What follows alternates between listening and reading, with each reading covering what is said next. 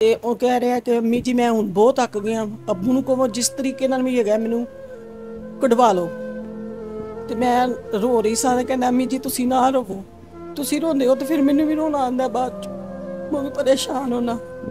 ਅੱਬੂ ਦਾ ਕੀ ਹਾਲ ਹੈ? ਮੈਂ ਕਿਹਾ ਅੱਬੂ ਤੇਰੇ ਦੀ ਤਬੀਅਤ ਨਹੀਂ ਸਹੀ, ਅੱਬੂ ਦਵਾਈ ਖਾ ਰਹੇ ਨੇ, ਭਾਈ ਮੇਰਾ ਦਵਾਈ ਖਾ ਰਿਹਾ। ਕਹਿ ਰਿਹਾ ਕਿ ਅੰਮੀ ਜੀ ਮੈਂ ਕੀ ਕਰਾਂ, ਮੈਂ ਬੜਾ ਪਰੇਸ਼ਾਨ ਹੋ ਗਿਆ, ਅੱਬੂ ਨੂੰ ਕਹੋ ਕਿਸੇ ਤਰੀਕੇ ਨਾਲ ਵੀ ਮੈਨੂੰ ਕਢਾਣ। ਮੈਂ ਕਿਹਾ ਅੱਬੂ ਤੇਰੇ ਭੱਜੇ ਫਿਰਦੇ ਨੇ ਪਰ ਨਹੀਂ ਪੁੱਤਰ ਕੁਝ ਵੀ ਹੋ ਰਿਹਾ। ਕਦੀ ਜੱਜ ਨਹੀਂ बैठते, कभी कोई नहीं बैठता, कभी कहते ने ए तरीक पै गई, कभी वो तरीक पै गई, बस ऐसे तरह ही। क्या कह लें उसको कि हमारी बदनसीबी कि हम ये कलमा चौक में रहते हैं, तो कलमा चौक को ये कंटेनर जड़ा है, तो उसकी वजह से हमारे बेटे को, मेरे भाई को, मेरे 4 भतीजों को और एक मेरे बेटे को, यानी कि 6 बंदों को पुलिस ने उठाया रात को 2:45 पे, और बाकियों को उन्होंने गाड़ी में इस तरह डाला है जैसे वो पता नहीं कितने बड़े डाकू हैं या डकैत हैं या दहशतगर्द हैं। उन्होंने बच्चों ने, मेरे भाई ने, बेटों ने, मेरे बेटे ने, मेरे भतीजों ने, किसी ने गले में, किसी के कमीज़ नहीं है, किसी के पाँव में जूती नहीं है, मेरे बेटे के गले में बनियान थी। इस तरह उनको सबको बिठा के पकड़ के लेके गए। कचहरी में जाते हैं या किसी भी जगह पे जाते हैं या उधर अदालत में जाते हैं तो वो कहते हैं जी वो कल की तारीख बढ़ गई है या 6 तारीख की, अगले दिन की तारीख या 5 दिन या 6 दिन के बाद ये आ जाएं, आप ऐसा कर लें ऐसे, क्योंकि हमें धक्के खाने पड़ रहे हैं, हर जगह पे जाना वाले साहब को धक्के खाने पड़ रहे हैं। बिस्मिल्लाहिर्रहमानिर्रहीम। मैं हूँ हारिस भट्टी। इस वक्त जिन वालिदैन के साथ मौजूद हूँ, इनका बड़ा बेटा जो घर का वाहिद कफ़ील था पिछले 4 माह से सलाखों के पीछे है। कसूर सिर्फ ये था कि इस फैमिली की रिहाइश कलमा चौक के करीब है। 10 मई को एहतजाज के दौरान एक कंटेनर को आग लगाई जाती है और उसको आग लगाने वाले जो कारकुनान थे, जितने भी लोग थे जो एहतजाज का हिस्सा थे, वो इनके घर की तरफ भागते हैं। पुलिस उनके पीछे आती है। ये घर से छत से देख रहे थे कि बाहर मामला हो क्या रहा है। कसूर सिर्फ ये था कि घर से बाहर देख रहे थे कि एहतजाज करने वाले लोग भाग रहे हैं और पुलिस पीछे शेलिंग कर रही है। अगले ही रोज़ पुलिस इनके घर आती है और इस घर के सारे अफराद को उठा कर ले जाती है। अभी भी इनके घर के 2 अफराद जो कि सलाखों के पीछे 4 महीने से, बड़ा बेटा जो घर का वाहिद कफ़ील था, कमाता था, एक छोटा भाई वो वैसे उसका ऑपरेट हुआ है, वीडियोस में देख रहे होंगे, वो चल फिर नहीं सकता, 4 माह से अदालतों के धक्के खा रहे हैं, लेकिन मजाल है कि उसको रिहाई मिल सके।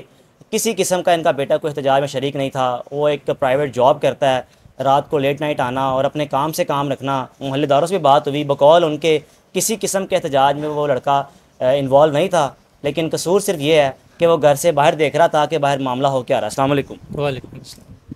सर 4 महीने हो गए हैं, बच्चा आपका जेल के अंदर है, वजह क्या है? कोई एहतजाज में गया हुआ था या कोई पीटीआई के नारे लगा रहा था? नहीं ना, हमारा बेटा कहीं पीटीआई के नारों में न गया है ना किसी जलसे में गया है। हमारा बच्चा तो इस तरह का है कि वो घर से जब जॉब से आता है घर, तो घर से निकलने की जरूरत नहीं करता। वो कहता है कि मैंने घर बाहर नहीं जाना।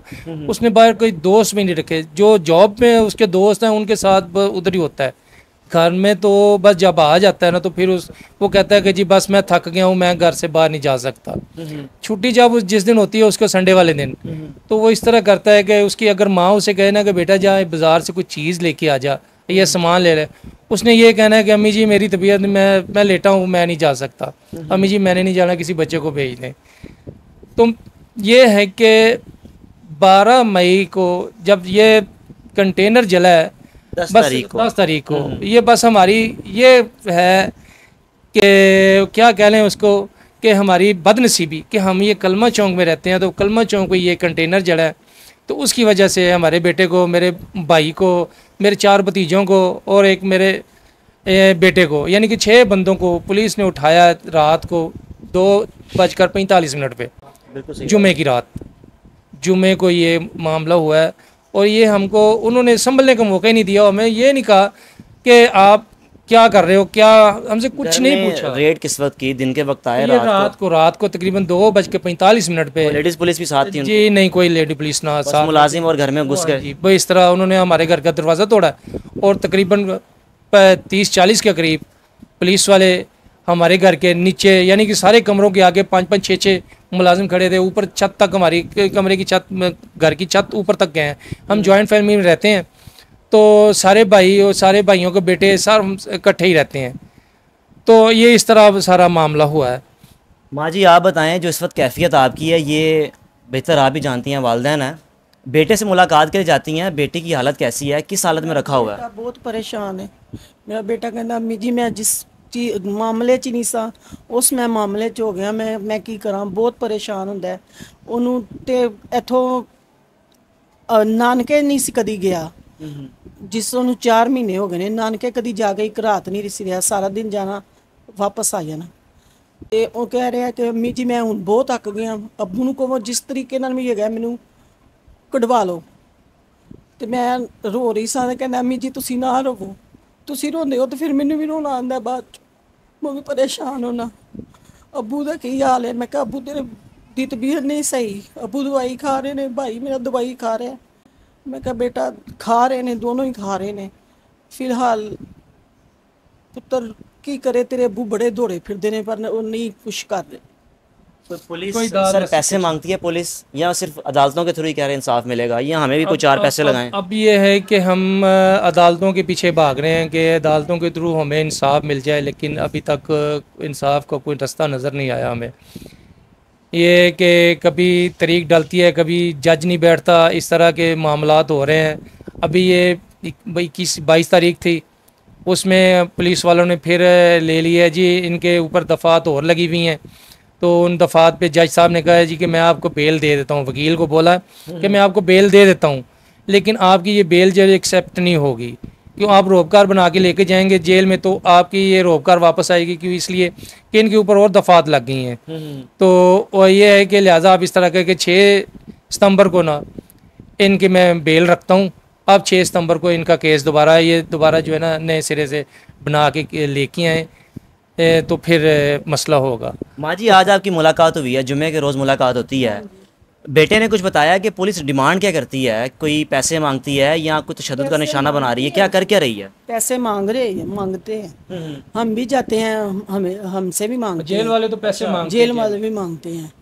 तो चीज़ें जब भी जुमे को जाना पैसे दे के मुलाकात हो सकती है? पैसे दे के मुलाकात होती है, पैसों के अलावा मुलाकात नहीं होती। पैसों के अलावा मुलाकात नहीं होती। बेटे की हालत कैसी है? बेटा मेरा 4 महीने हो गए हैं, सलाखों के पीछे है माशाल्लाह, गब्रू जवान, उसकी तस्वीरें देखी हैं मैंने। कमज़ोर हो गया, बहुत ज़्यादा कमज़ोर हो गया है, उसको से इंशाल्लाह इन्फेक्शन भी हो गया ठीक है, होगा। उसको खारिश भी हो गई है जिस्म पे, तो बहुत मैं अज दवाई भी दे के आई हाँ, पर कह रहा कि अम्मी जी मैं की करा, मैं बड़ा परेशान हो गया। अबू ਨੂੰ ਕਹੋ ਕਿਸੇ ਤਰੀਕੇ ਨਾਲ ਵੀ ਮੈਨੂੰ ਕਢਾਣ। ਮੈਂ ਕਿਹਾ ਅਬੂ ਤੇਰੇ ਭੱਜੇ ਫਿਰਦੇ ਨੇ ਪਰ ਨਹੀਂ ਪੁੱਤਰ ਕੁਝ ਵੀ ਹੋ ਰਿਹਾ। ਕਦੀ ਜੱਜ ਨਹੀਂ ਬੈਠਦੇ, ਕਦੀ ਕੋਈ ਨਹੀਂ ਬੈਠਦਾ, ਕਦੀ ਕਹਿੰਦੇ ਨੇ ਇਹ ਤਰੀਕ ਪੈ ਗਈ, कभी वो तरीक पै गई, बस ऐसे तरह ही। सर दिफात जो लगाई हैं आप, वो कौन सी दिफात हैं? दहशतगर्दी की, कोई चोरी डकैती, क्या? दहशतगर्दी की दफ़ात लगाई हैं, वो आग लगाने की पता नहीं इस तरह की दफ़ात हैं। मुझे मैंने देखी तो नहीं, लेकिन मेरे मोबाइल में वकील साहब ने मुझे वो सेंड की थी, तो कहते हैं तो मैं आपको दिखा देता हूँ, वो आप पढ़ लें। और जिस तरह की जॉब क्या करता है? कोई प्राइवेट सेक्टर में? कहीं प्राइवेट सेक्टर में काम करता है, bazaar.com में। कोई रूटीन क्या होती है नॉर्मली रोजाना? सुबह 7 बजे से रात को 2:30 बजे आता है, 3 बजे आता है, कभी 4 बजे आता है, कभी अजानें हो रही होती हैं तब मेरा बेटा आता है। उस दिन उसकी किस्मत ख़राब थी कि उस दिन 2:30 बजे आ गया, जल्दी आ गया। तो 2:45 पे खाना उसने खाया, खा के बैठा ही है। 2:45 में वो शोर सुना उसने, मैं यहाँ पे लेटा हुआ था, तो एकदम से पर्दा मेरा उठाया, वो पुलिस वाले आए, उन्होंने कहा जी बाबा आप बाहर आएँ जी। मैंने कहा जी क्या मसला है, क्या होगा, क्या मसला क्या है, क्या रोल है? भाई आप बाहर आए। मेरा बेटा वो इतनी देर में दूसरे कमरे से बाहर निकल के आया, उसने कहा है कि अब्बू जी क्या है, ओ इधर आ तू नदीम है? उसने कहा जी मैं नदीम बोला नहीं, मेरा नाम अली रज़ा है। वो इस तरह करते करते उसे कहा कि जी अपना ID कार्ड दिखाओ। ID कार्ड दिखाया, उसके बाजू से पकड़ लिया उसे। मैंने कहा यार इसे तो छोड़ो, इसे क्यों पकड़ रहे हो, ये इसका नाम अली रज़ा है, ये मेरा बेटा है, उसका भाई बीमार पड़ा हुआ है घर में, तो यार ये क्यों? बस बाबा जी आप भी आ जाएं। इस तरह पकड़ के मेरे भाई को, मेरे भतीजों को, मेरे बेटे को मुझे पकड़ के नीचे ले गए हैं। जब मैंने उनको बताया कि यार मैं हार्ट पेशेंट हूँ, मैं इस तरह मुझे स्टंट डले हैं, ब्लड प्रेशर का मरीज़ हूँ, तो फिर नीचे जाके उन्होंने मुझे धक्का दे के नीचे छोड़ दिया। तो मुझे कहा जी आप नीचे पीछे हट जाएँ, और बाकियों को उन्होंने गाड़ी में इस तरह डाला है जैसे वो पता नहीं कितने बड़े डाकू हैं या डकैत हैं या दहशतगर्द हैं। उन्होंने बच्चों ने, मेरे भाई ने, बेटों ने, मेरे बेटे ने, मेरे भतीजों ने, किसी ने गले में किसी के कमीज़ नहीं है, किसी के पाँव में जूती नहीं है, मेरे बेटे के गले में बनियान थी। इस तरह उनको सबको बिठा के पकड़ के लेके माँ गए। जी, बेटा घर का वाहिद कफील था, शोहर आपके वैसे ही हार्ट के पेशेंट है, एक बेटा बेचारा बिस्तर पे लेटा हुआ है, चल फिर नहीं सकता, गुजर बसर किस तरह हो रहा है, केस भी लड़ रहे हैं, आना जाना रोजाना खुराक खानी कहाँ से हो रहा है? ਤੇ ਥੋੜਾ ਬਹੁਤਾ ਇਹ ਘਰ ਆਂਦੇ ਨੇ ਤੇ ਘਰ ਦਾ ਸਿਲਸਿਲਾ ਚਲਾ ਲੈਂਦੇ ਆ। बात बस ये है बहुत- कि इस तरह है कि कभी किसी से उधार ले लेते हैं, कभी किसी से उधार ले लेते हैं। इस तरह उधार पकड़ पकड़ के हम वो थक गए थे। तो उसके बाद मेरी वाइफ ने मुझे कहा कि आप इस तरह करें कि आप थोड़ा सा काम करें, काम कर लेंगे जो अल्लाह करेगा, घर का सर्कट तो चलेगा। तो इसलिए मैं अपने भाई की दुकान पे अब जाता हूँ तो उससे वहाँ से पैसे लेके आता हूँ। वो मुझसे काम नहीं करवाते, वो सिर्फ थोड़ी देर के लिए मुझे बिठाते हैं तो शॉप पे बिठा के मुझे पैसे देते हैं, भाईजान चलो आप अपना घर का खर्चा तो करो जाके। तो इस तरह मेरे घर का खर्चा चल रहा है। अली रज़ा के भाई से आपको मिलवाते हैं जो इस वक्त बिस्तर पर लेटा हुआ है, और अली रज़ा उसको हॉस्पिटल लेकर आता जाता था। अब 4 महीने से वो ख़ुद तो बेचारा जेल में है, उसका इलाज किस तरह चल रहा है, उसको कौन लेकर आ जा रहा है, उससे बात करते हैं। उसकी कैफियत देखकर आप भी हैरान हो जाएंगे कि इस ख़ानदान पर, इस फैमिली पर इस वक्त क्या गुजर रही है। इनका एक एक लम्हा इनके लिए किस तरह एक अजाब बन के नाजिल हो रहा है कि ना बेटे को इंसाफ मिल पा रहा है, एक बेटा वैसे ही बीमार है, और एक घर में जो एक आप ये कह सकते हो काम काज कोई भी नहीं है, तो घर का गुजारा कितना नामुमकिन सी बात हुई है। बेटे से बात करते हैं। अली रज़ा का छोटा भाई आप देख रहे हैं कि किस हालत में है, पेट का ऑपरेट हुआ है। भाईजान बताइएगा, ऑपरेशन जब हुआ कितना अरसा हॉस्पिटल में रहे? भाई आपके साथ था, खुद सब कुछ कर रहा था वो? मेरा भाई तकरीबन 4 मंथ से मेरे साथ ही था। जॉब वालों ने भी उसको कॉल किया कि जी आप अब जॉब पे नहीं आए तो आपको निकाल दिया जाएगा। मैंने उसको कहा कि यार तू ऐसा कर, कोई मसला नहीं है, घर में वाले साहब हैं उनको भेज दिया कर, तू मेरे पास, तू जॉब पे चला जाया करो। वो कहता नहीं यार अब वाले साहब क्या करेंगे, वो तो खुद बीमार हैं, मैं तेरे पास ही रहता हूँ।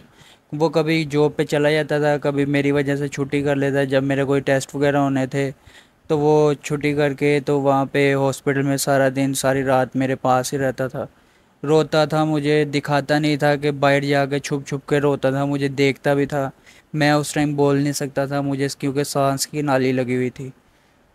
तो मैं देख के खुद परेशान होता था कि मेरे साथ एकदम हुआ क्या है। 4 महीने से अब भाई जेल में है, कैफियत क्या होती है कि मैं ख़ुद उठूँ कोई काम करूँ, क्योंकि वालिद साहब ऐसे ही हार्ट के पेशेंट हैं, और घर में कुछ तो रिज़्क़ का तो एक मामला रुका हुआ है ना?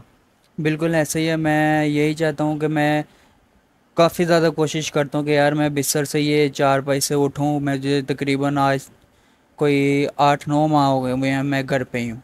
मेरा मेरा अपना काम था, मेरा अपना जो काम था वो भी, उसमें भी मुझे धोखा हो गया काफ़ी ज़्यादा। मेरा लॉस हो गया तकरीबन कोई 8-10 लाख रुपए मुझे वहाँ से लॉस हो गया। मेरा सारा कारोबार ठप हो गया, कोई भी नहीं चल रहा अब तो।